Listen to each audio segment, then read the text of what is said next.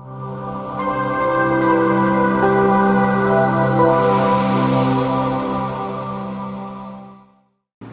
welcome to the GATE Excellent Questions. So I'm sure you're watching the GATE Excellent Questions which are previously made from different subjects. So the purpose of this particular GATE Excellent Questions is to ensure you prepare according to the pattern of the GATE examination.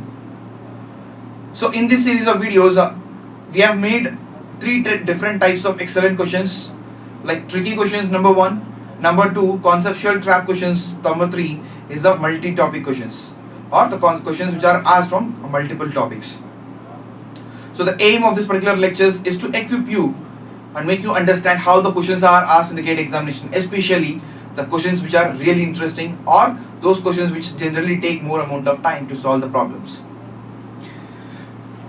So the question that is solved in this video belongs to the subject of signals and systems from the chapter of LTI systems, from the topic of parallel connection of LTI systems. So first of all, let us read this question. So consider the parallel connection of two LTI systems given. So you can see the parallel connection. X of t is the input, h1 on t and h2 of t are two impulse responses which are connected in parallel, whereas output is y of t. So h1 of t is given as 2 into del of t plus 2 minus 3 into del of t plus 1. h2 of t is equal to del of t minus 2. X of t is u of t. We have to find the energy of y of t. We have to find the energy of y of t. So the figure which is given, which is the parallel connection, h1 of t, h2 of t,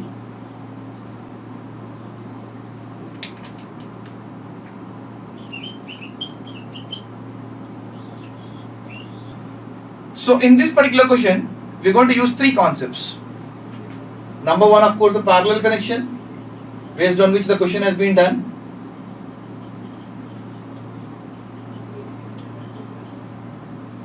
Convolution,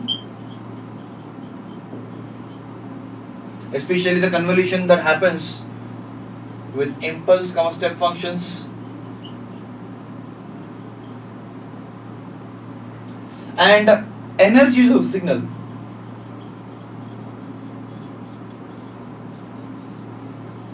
So these are the three concepts which you are going to use to solve this particular problem. So whenever you are having two impulse responses which are connected in parallel, then the overall impulse response,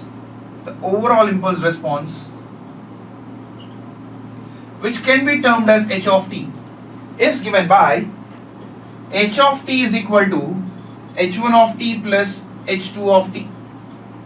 H of t is equal to h1 of t plus h2 of t. So when you are adding h1 of t and h2 of t, 2 into del of t plus 2 minus 3 into del of t plus 1 plus del of t minus 2. This is our impulse response. X of t is u of t. So x of t convolved with of h of t is y of t. So x of t is nothing but u of t. So u of t convolved with of h of t, which is equal to h of t convolved with of u of t. And we know this is equal to the integration of h of t. Any function, when it is convolved with of the step function, it will lead to the integration of that particular function. So given function is h of t, which is the impulse response, convolved with of the step function will be the integration of the impulse function. And we know the integration of the impulse is nothing but step itself. So when you are integrating any impulse, it will be equal to the step function. It means that the y of t will be the integration of h of t. Y of t is nothing but the integration of h of t, which is given by 2 into u of t plus 2, 2 into u of t plus 2 minus 3 into u of t plus 1 plus u of t minus 2. Right? So the y of t will be equal to that of 2 into u of t plus 2 minus 3 into u of t plus 1 plus u of t minus 2. This is our y of t, for which you have to find the energy. So to find the energy, first of all we will see the graphical representation of this particular y of t. So in our classes we will learn how to represent a particular signal in the form of step and ramp, and also given a particular function in the form of step and ramp, how to represent it graphically.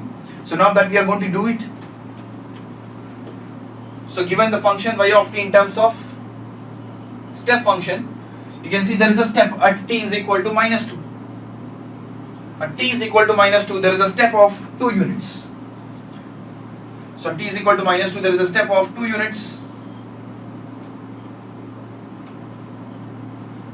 So it will go on till you add anything else. At t is equal to minus 1, you are adding one more step of minus 3 units. So to already existing 2 units of amplitude, now you are adding an amplitude of minus 3 at t is equal to minus 1. So at t is equal to minus 1, you are adding a step of minus 3 units. So it means that if you are adding minus 3 to 2, it becomes minus 1. So it will go with an amplitude of minus 1 till you add any other step, that which you are adding at t is equal to 2. At t is equal to 2, you are adding a step of 1 unit. So if you add a step of 1 unit, it now becomes equal to that of 0. So this is our graph y of t. And we know now y of t mathematically is equal to that of 2 for the time between minus 2 to minus 1, and it is equal to minus 1 for the value of t between that of minus 1 to the value of 2. So when you are finding the energy of y of t, it is given by the formula integral minus infinity to infinity mod of y of t whole square dt, which is a very important formula. Energy is given by integral minus infinity to infinity mod of y of t. So now we can break into two parts. One from minus 2 to minus 1, where the value of y of t is 2 whole square, it becomes 4 dt, plus minus 1 to the value of 2, the value is minus 1 whole square, is 1 dt. And in the remaining values, it is equal to 0. Y of t is equal to 0 in the otherwise region. Okay. So therefore, this is what is nothing but the energy of the signal. So it becomes 4 multiplied by minus 1 plus 2, and again plus 2 plus 1. So the total value is going to be 7 joules. So the answer for this question is 7 joules. So we have applied 3 concepts to solve this particular problem. One is the parallel connection of LTI systems, convolution concept, and the energy of the signal concept. Okay, so the final answer we got, that is the energy of the output y of t is equal to 7 joules. Thank you.